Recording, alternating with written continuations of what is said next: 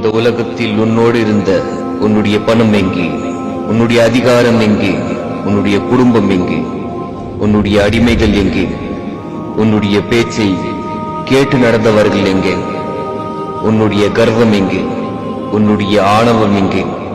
உனக்கு கட்டுப்பட்டு நடந்த மனிதர்கள் எங்கே? நீ சொல்வது உண்மை என்று நம்பிய மக்கள் எங்கே? நீ உழைத்த உழைப்பெங்கே? நீ மக்கள் மத்தியில் நல்லவனாக திகழ வேண்டும் என்று நடித்த நாடகம் எங்கே?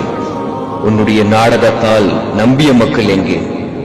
மனிதனே, ஒன்றை அறிந்து கொள்.